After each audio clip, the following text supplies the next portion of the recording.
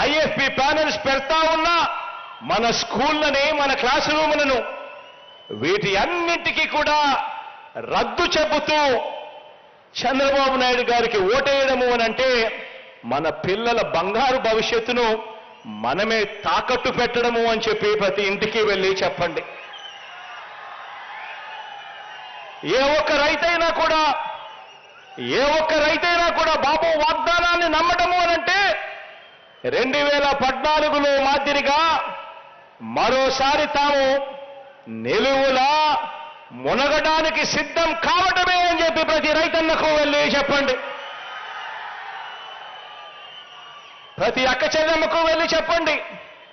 ఏ ఒక్క అక్క చెల్లెమ్మైనా బాబు మాటను నమ్మటము అనంటే పూర్తిగా పొదుపు సంఘాల రుణాలన్నీ కూడా మాఫీ చేస్తానని, ఏడాదికి 12 గ్యాస్ సిలిండర్లు సబ్సిడీ మీద ఇస్తానని తాను చెప్పి 2014 ఎన్నికల తర్వాత నిలువున దగా చేసిన బాబును మళ్ళీ ఎవరైనా నమ్మవచ్చా అని చెప్పి ప్రతి అక్క చెల్లెమ్మని వెళ్ళి అడగండి. బాబుకు ఓటు వేయటము అంటే ఇంటింటికి వచ్చి సేవలు అందిస్తున్న వాలంటీర్ వ్యవస్థ మాకిక వద్దు, జన్మభూమి కమిటీలు మళ్ళీ రావాలి అని ఓటు వేయడమే అని చెప్పి ప్రతి ఇంటికి వెళ్ళి చెప్పండి. చంద్రబాబుకు ఓటు వేయడము అనంటే 5 ఏళ్ల క్రితం వదిలించుకున్న చంద్రముఖిని మళ్ళీ వారి ఇంట్లోకి తీసుకొని రావడమే అని చెప్పి ప్రతి ఇంటికి వెళ్ళి చెప్పండి.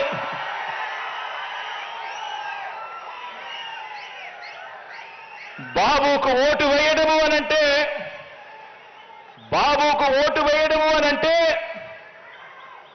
డీబీటీ ద్వారా, అంటే మీ బిడ్డ మీ అన్న బటన్ నొక్కుతా ఉన్నాడు, నేరుగా నా అక్క చెల్లెమ్మల కుటుంబాల ఖాతాల్లోకి డబ్బులు వెళ్ళిపోతా ఉన్నాయి. ఎక్కడ లంచాలు లేవు, వివక్ష లేదు.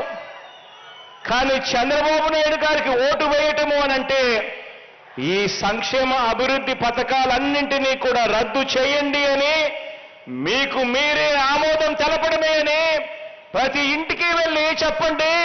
ఇక జన్మభూమి కమిటీలు వస్తాయి, చంద్రబాబు వస్తారు, చంద్రముఖులు ముందుకు వస్తాయి అని చెప్పి ప్రతి ఇంటికి వెళ్ళి చెప్పండి.